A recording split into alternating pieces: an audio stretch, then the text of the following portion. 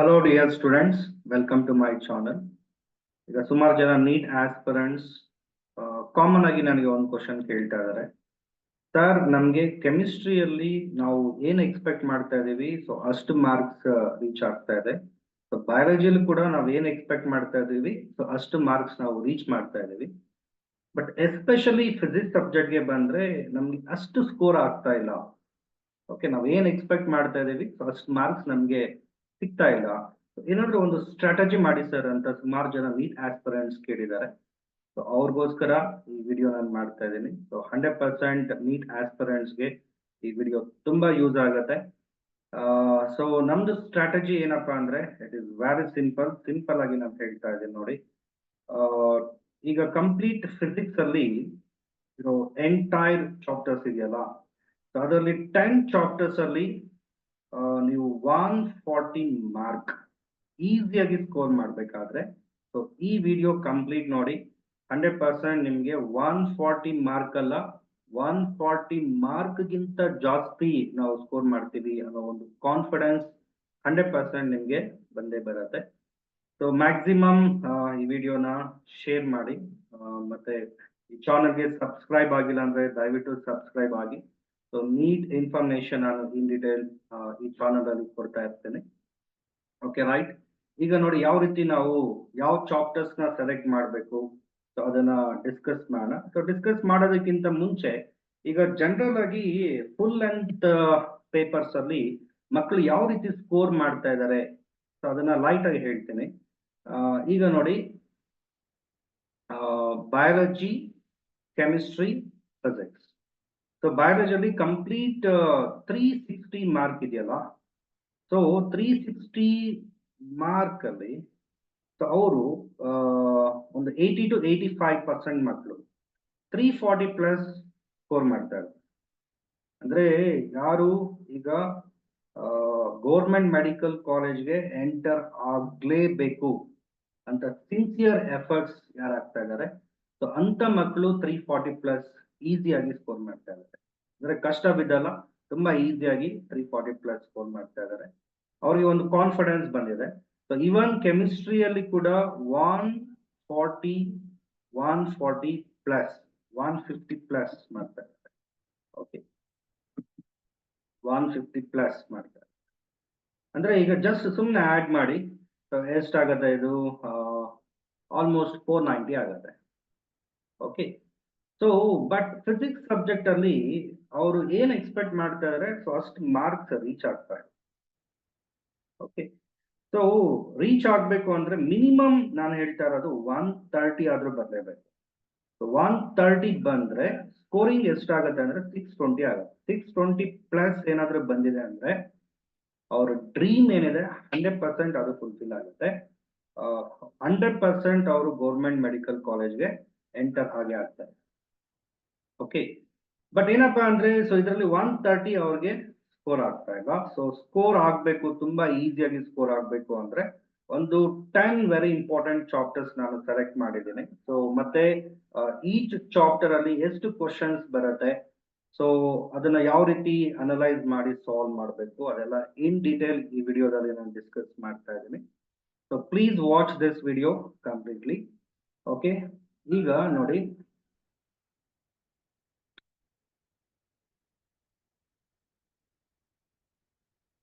So ಈಗ first ನೀವು second year start ಮಾಡಬೇಕು. ಸೆಕೆಂಡ್ ಇಯರ್ ಅಲ್ಲಿ ಫಸ್ಟ್ ಯಾವ್ದನ್ನ ಸೆಲೆಕ್ಟ್ ಮಾಡಬೇಕು ಅಂದ್ರೆ ಎಲ್ಲರಿಗೂ ತುಂಬಾ ಈಸಿ ಆಗೋದು, ಈಸಿಯಾಗಿ ಸ್ಕೋರ್ ಆಗೋದು. ಓಕೆ, ಎಂಟೈರ್ ಫಿಸಿಕ್ಸ್ ಪೋರ್ಷನ್ ಅಲ್ಲಿ modern physics. Okay, modern physics ಅಲ್ಲಿ ಮ್ಯಾಕ್ಸಿಮಮ್ ಎಷ್ಟು ಕ್ವಶನ್ಸ್ ಬರುತ್ತೆ ಸರ್ ಅಂದ್ರೆ 13 ಮಿನಿಮಮ್. ನಾನು ಹೇಳ್ತಾ ಇರೋದು ಮಿನಿಮಮ್ 13 ಕ್ವಶನ್ಸ್ ಬಂದೇ ಬರುತ್ತೆ. ಓಕೆ, ಮಾಡರ್ನ್ ಫಿಸಿಕ್ಸ್ ಅಲ್ಲಿ ಮಿನಿಮಮ್ 13 ಕ್ವಶನ್ಸ್ ಬರುತ್ತೆ. This is major. Okay, so modern physics ಅಲ್ಲಿ ಸಬ್ ಚಾಪ್ಟರ್ಸ್ ಇದೆ. ಅದು ಯಾವುದು ಅಂದ್ರೆ dual nature. Okay, dual nature ಇದೆ, ಮತ್ತೆ atoms, dual nature, atoms, nuclei and semiconductors. So ಇದರಲ್ಲಿ 13 ಕ್ವಶನ್ಸ್ ನಾನು ಹೇಳ್ತಾ ಇರೋದು ಮಿನಿಮಮ್. ಸೊ ಮಿನಿಮಮ್ ಇಷ್ಟು ಬಂದೇ ಬರುತ್ತೆ. ಸೊ ಇದಕ್ಕಿಂತ ಜಾಸ್ತಿನೂ ಆಗ್ಬೋದು. 1 or 2 ಕ್ವಶನ್ಸ್ ಮ್ಯಾಕ್ಸಿಮಮ್ ಕೂಡ ಆಗ್ಬೋದು, ಬಟ್ ಮಿನಿಮಮ್ ಅಷ್ಟು ಕ್ವಶನ್ಸ್ ಇದ್ದೇ ಇರುತ್ತೆ. ಈಗ ನೋಡಿ, dual nature atoms, nuclei and semi conductors.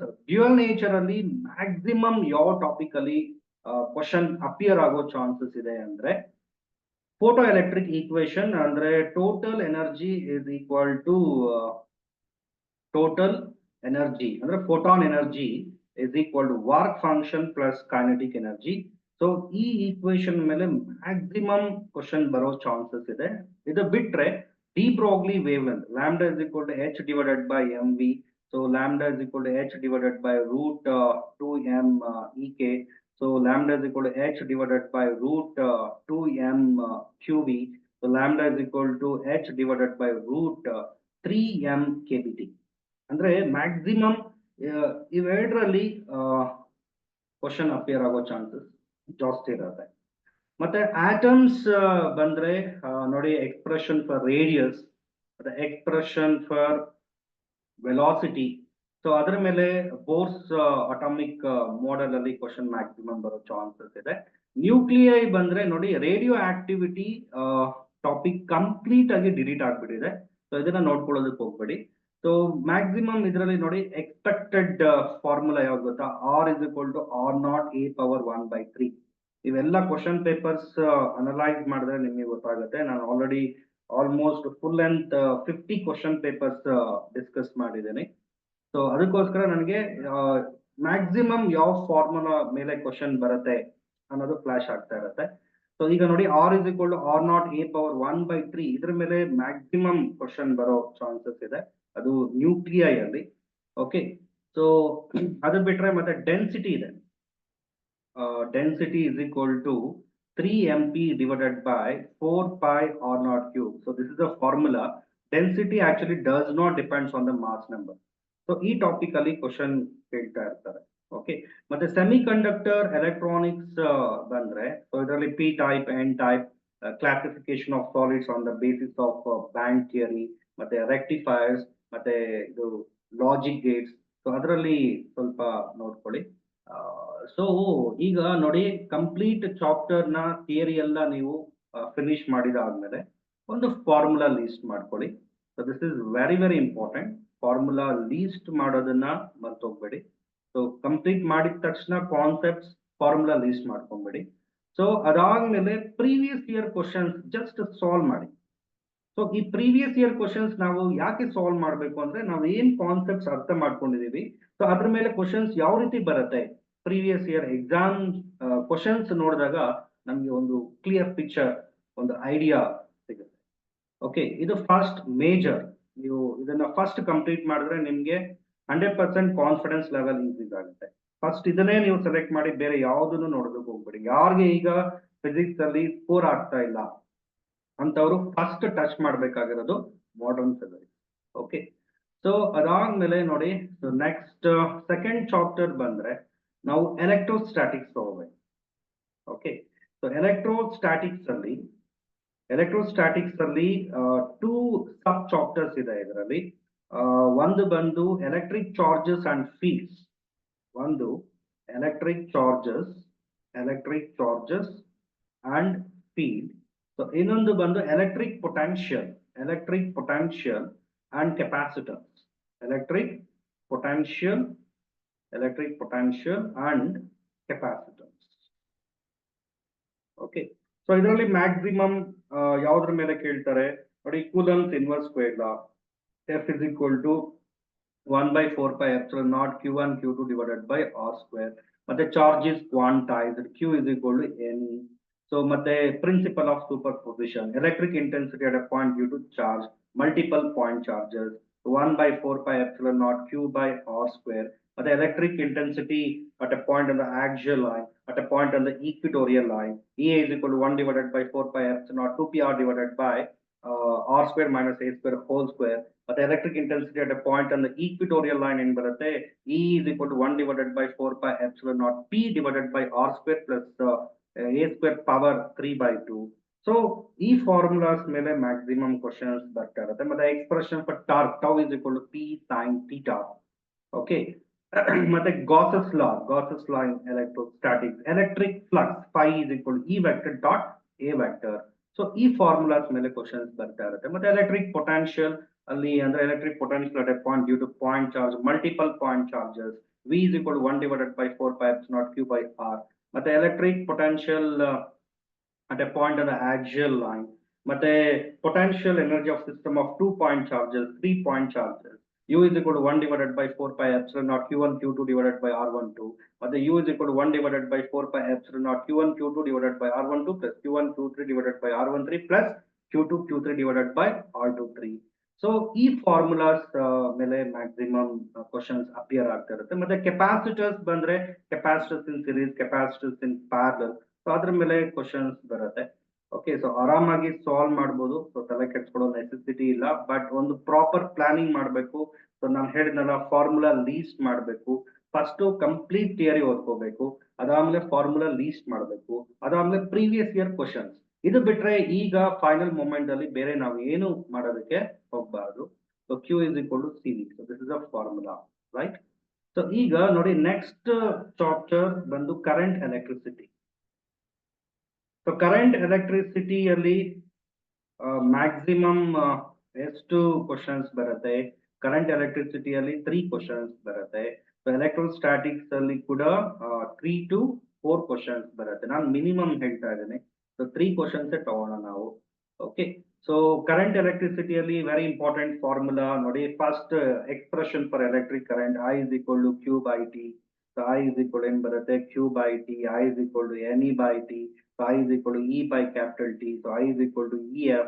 I is equal to EV divided by 2 pi R. So number of equations ಇದೆ. So ಇದರ ಮೇಲೆ ಕ್ವಶನ್ಸ್ ಬರುತ್ತೆ. I is equal to NEA VD. So J is equal to sigma E.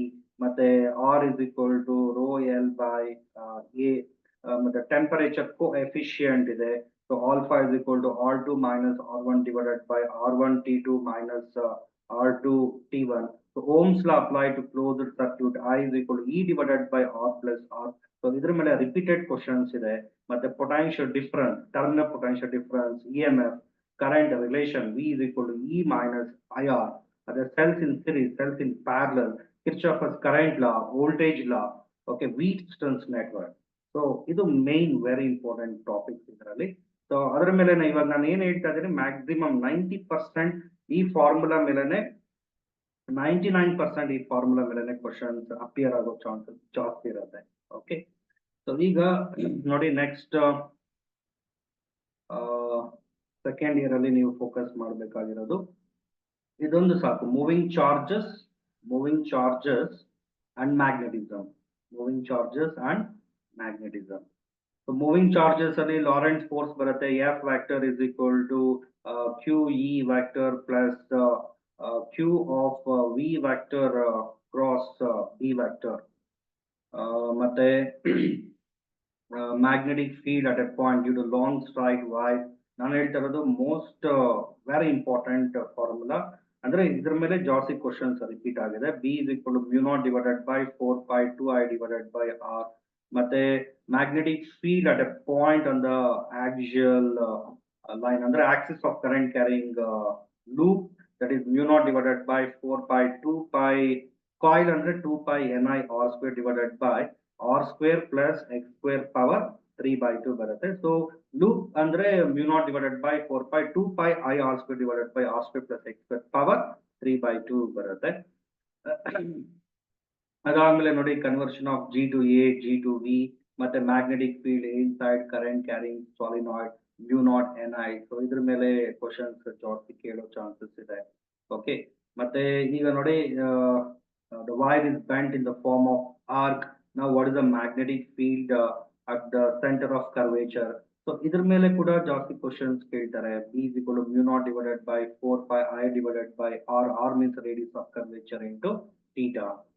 Okay, so ಇದು moving charges. ಮತ್ತೆ magnetism ಅಲ್ಲಿ dia, para, ಫೆರೋ, ಮತ್ತೆ mu R is equal to 1 plus chi. So this is very very important. The intensity of magnetization, magnetic moment per unit volume. So ಈ formulas ಮೇಲೆ maximum questions ಕೇಳೋ chances ಇದೆ.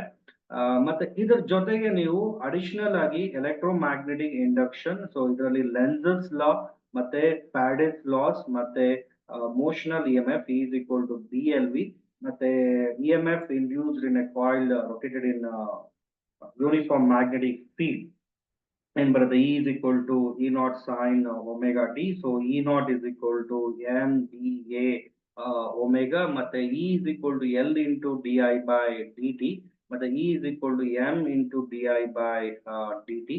So this is E S, this is I P. Okay, this is mutual inductance, ಇದು self inductance. So ಇದ್ರ ಮೇಲೆ ಈ formula ಮೇಲೆ questions maximum appear ಆಗ್ತಾ ಇರುತ್ತೆ. ಸೊ ಅದಕ್ಕೋಸ್ಕರ ನಾನು just very important, very very very very important formula ನಾನು ಹೇಳ್ತಾ ಇದ್ದೇನೆ ನಿಮಗೆ. ಸೊ ಜೊತೆಗೆ ಎಲೆಕ್ಟ್ರೋಮ್ಯಾಗ್ನೆಟಿಕ್ ವೇವ್ಸ್ ಕೂಡ ನೀವು ಈಸಿಯಾಗಿ ಕವರ್ ಮಾಡ್ಬೋದು. ಇದೆಲ್ಲ ಸಬ್ ಚಾಪ್ಟರ್ಸ್ ಆಗುತ್ತೆ. ಸೊ ಈ ಯೂನಿಟ್ ಅಲ್ಲಿ ಮ್ಯಾಕ್ಸಿಮಮ್ ನೋಡಿ 5 ಮಾರ್ಕ್ಸ್ ಬರೋ ಚಾಪ್ಟರ್ಸ್ ಇದೆ. ಓಕೆ, 5 ಮಾರ್ಕ್ಸ್, ಸಾರಿ, 5 ಕ್ವಶನ್ಸ್. 5 ಕ್ವಶನ್ಸ್ ಅಂದ್ರೆ 5 ಮಾರ್ಕ್ ಅಲ್ಲ, 5 ಇಂಟು 4 20 ಮಾರ್ಕ್ ಆಗುತ್ತೆ. 1 question carries 4 mark. Okay, so ಇದು ಕಂಪ್ಲೀಟ್ ಸೆಕೆಂಡ್ ಇಯರ್ ಈಗ ನಾನು ಇನ್ ಡೀಟೇಲ್ ಡಿಸ್ಕಸ್ ಮಾಡಿದ್ದೇನೆ. ಸೊ ಇದ್ರ ಜೊತೆಗೆ ಈಗ ನೋಡಿ ಫಸ್ಟ್ ಇಯರ್ ಅಲ್ಲಿ ನಾವು ಮ್ಯಾಕ್ಸಿಮಮ್ ಯಾವ್ದನ್ನ ಸ್ಕೋರ್ ಮಾಡಬೇಕು, ಫಸ್ಟ್ ಇಯರ್ ಚಾಪ್ಟರ್ಸ್ ಅಲ್ಲಿ ಯಾವ್ದನ್ನ ಫಸ್ಟ್ ಫೋಕಸ್ ಮಾಡಬೇಕು ಅಂದ್ರೆ ನೋಡಿ, ಫಸ್ಟ್ ನಾವು ಕೈನಮ್ಯಾಟಿಕ್ಸ್ ಫಸ್ಟ್ ಫೋಕಸ್ ಮಾಡಬೇಕಾಗಿರೋದು ಯಾವುದು, ಕೈನಮ್ಯಾಟಿಕ್ಸ್. ಕೈನಮ್ಯಾಟಿಕ್ಸ್ ಅಲ್ಲಿ ನೋಡಿ 1 ಡೈಮೆನ್ಷನ್ ಬರುತ್ತೆ, 2 ಡೈಮೆನ್ಷನ್ ಬರುತ್ತೆ. ಸೊ 1 ಡೈಮೆನ್ಷನ್ ಅಲ್ಲಿ ಕೈನಮ್ಯಾಟಿಕ್ ಈಕ್ವೇಶನ್ಸ್ ಇದೆ. v is equal to u plus at, s is equal to ut plus half at square, v square is equal to u square plus 2s. ಮತ್ತೆ relative velocity concept ಅಲ್ಲಿ questions ಬರುತ್ತೆ. ಮತ್ತೆ 2 dimension ಬಂದ್ರೆ main vectors, vector addition, vector multiplication, scalar product, vector product, ಮತ್ತೆ ಇದು parallelogram law of vector addition. R is equal to root p square plus q square plus 2p cube cos theta. Tan alpha is equal to q sin theta divided by p plus q cos theta. So ಈ formulas ಮೇಲೆ maximum questions appear ಆಗ್ತಾ ಇರುತ್ತೆ. ಅದೇ ಬಿಟ್ಟರೆ projectile motion ಅಂದ್ರೆ ಅದರಲ್ಲಿ trajectory of projectile as A parabola, y is equal to tan theta is minus gx square divided by 2 u square cos square theta. ಮತ್ತೆ expression for maximum height h is equal to u square sin square theta divided by 2g. ಮತ್ತೆ range r is equal to u square sin 2 theta by g. Time of flight 2u sin theta by g. Time of ascent, time of descent, centripetal acceleration ac is equal to v square by r. ನೋಡಿ ಇದೆಲ್ಲ formula ನಾನು ಏನ್ ಹೇಳ್ತಾ ಇದ್ದೀನಿ, ಈ formula ಮೇಲೆ maximum questions ಬರೋ chances ಇದೆ. ಈಗ ನೋಡಿ ಮ್ಯಾಕ್ಸಿಮಮ್ ಎಷ್ಟು ಕ್ವಶನ್ಸ್ ಬರ್ಬೋದು ಇದರಲ್ಲಿ, 3 ಕ್ವಶನ್ಸ್ ಬರುತ್ತೆ. ಡೆಫಿನೆಟ್ ಆಗಿ 3 ಕ್ವಶನ್ಸ್ ಬಂದೇ ಬರುತ್ತೆ. ಸೊ ಈಗ ಇದು ಬಿಟ್ರೆ ನೋಡಿ ನೆಕ್ಸ್ಟ್ ವೆರಿ ಇಂಪಾರ್ಟೆಂಟ್ ಯಾವ್ದನ್ನ ಫೋಕಸ್ ಮಾಡಬೇಕು ಅಂದ್ರೆ ಲಾಸ್ ಆಫ್ ಮೋಷನ್. ಸೊ ಇದರಲ್ಲಿ 2 ಕ್ವಶನ್ಸ್ ಬರುತ್ತೆ. ಸೊ ಮ್ಯಾಕ್ಸಿಮಮ್ ನಾವು Newton's first law, second law, third law.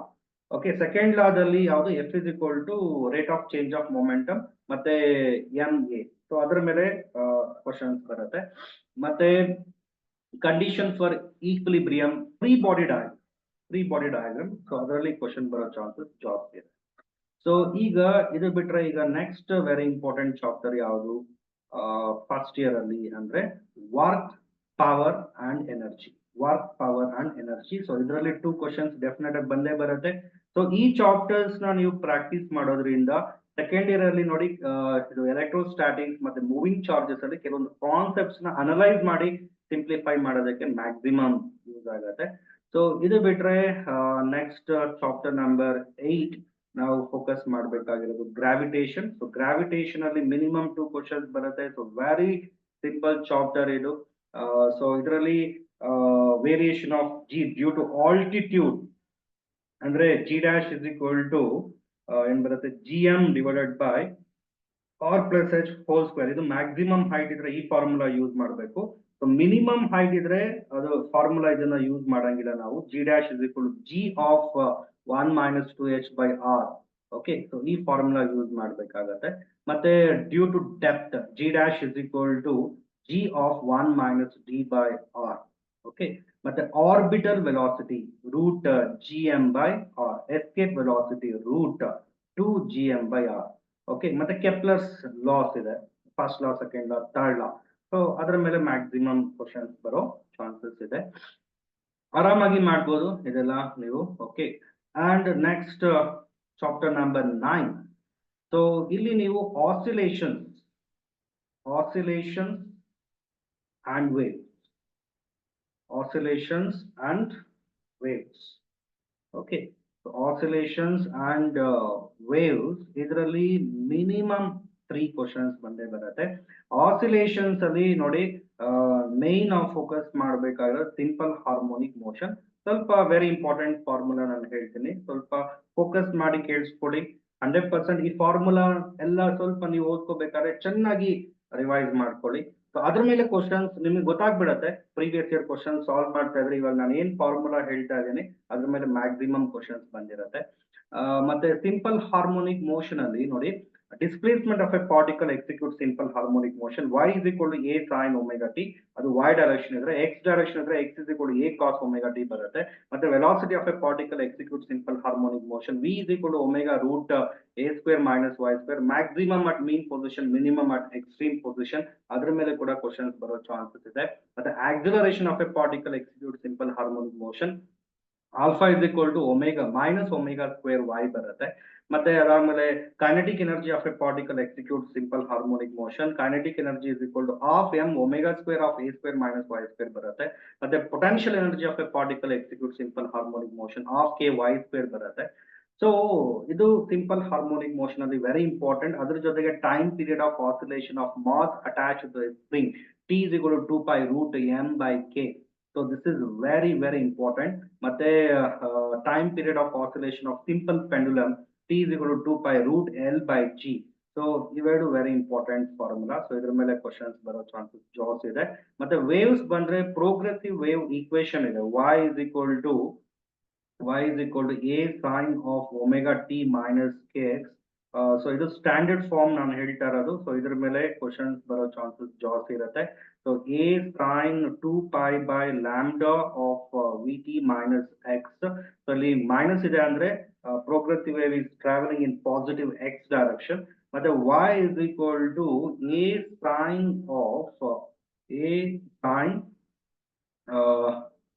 2 pi of small t by capital T minus x by lambda. So ಇದೆಲ್ಲ ಸ್ಟ್ಯಾಂಡರ್ಡ್ ಫಾರ್ಮ್ಸ್. ಓಕೆ, ಸೊ ಇದ್ರ ಮೇಲೆ questions ಬರೋ chances ಜಾಸ್ತಿ ಇರುತ್ತೆ. ಮತ್ತೆ ವೆರಿ ವೆರಿ ಇಂಪಾರ್ಟೆಂಟ್ ವೇವ್ಸ್ ಅಲ್ಲಿ ನೋಡಿ, v is equal to root gamma p by rho. So ಈ ಫಾರ್ಮುಲಾ. ಮತ್ತೆ beat frequency f1 minus f2.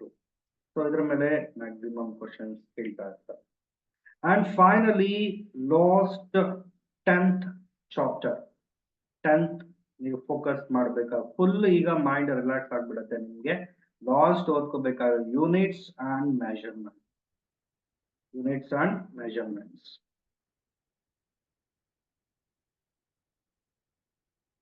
So ಇದರಲ್ಲಿ ನಿಮ್ಗೆ ಡೈಮೆನ್ಷನಲ್ ಅನಾಲಿಸಿಸ್, ಇದರಲ್ಲಿ ಎಷ್ಟು ಕ್ವಶನ್ಸ್ ಬರ್ಬೋದು? ಮ್ಯಾಕ್ಸಿಮಮ್ 3 ಕ್ವಶನ್ಸ್ ಬರ್ಬೋದು ಯೂನಿಟ್ಸ್ ಅಂಡ್ ಮೆಜರ್ಮೆಂಟ್ಸ್ ಅಲ್ಲಿ. ಸೊ ಡೈಮೆನ್ಷನಲ್ ಅನಾಲಿಸಿಸ್ ಪ್ರಾಕ್ಟೀಸ್ ಮಾಡಿದ್ರೆ ಸೊ ಎಂತ ಕ್ವಶನ್ ಬಂದ್ರು ಸೊ ನೀವು ಆರಾಮಾಗಿ ಸಾಲ್ವ್ ಮಾಡಿ. Okay, so this is actually very very simple chapter. So just 4 hours ಅಲ್ಲಿ ನೀವು ಇದನ್ನ ಫಿನಿಶ್ ಮಾಡಿ.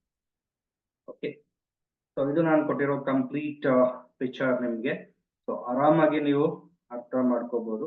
ಸೊ ಈ ತರ ಪ್ರಾಪರ್ ಆಗಿ ಪ್ಲಾನ್ ಮಾಡ್ಕೊಂಡ್ರೆ ನೋಡಿ, ಈಗ ಎಲ್ಲಾ ಕ್ವಶನ್ಸ್ ನಾವು ಕೌಂಟ್ ಮಾಡೋಣ. ಎಷ್ಟಾಗ್ಬೋದು? 13 plus 3, 16 plus 3, 19, 19 plus 5 ಅಂದ್ರೆ 24 ಆಗುತ್ತಲ್ಲ. 24 plus 3, 27, 27 plus 2, 27 plus 2, 29, 31 plus 2, 33, 33 plus 3, 36. ಚೆನ್ನಾಗಿ ಅರ್ಥ ಮಾಡ್ಕೊಳ್ಳಿ, 36 ಕ್ವಶನ್ಸ್ ನಾನು ಹೇಳಿರೋದು. This is minimum. ನಾನು ಮಿನಿಮಮ್ ಕ್ವಶನ್ಸ್ ಇಲ್ಲಿ ಮೆನ್ಷನ್ ಮಾಡಿದ್ದೀನಿ, ಬಟ್ ಇದಕ್ಕಿಂತ ಜಾಸ್ತಿ ಕೂಡ ಬರೋ ಚಾನ್ಸಸ್ ಇರುತ್ತೆ. 36 into 4 ಮಾಡಿದ್ರೆ ಎಷ್ಟು ಬರುತ್ತೆ? 4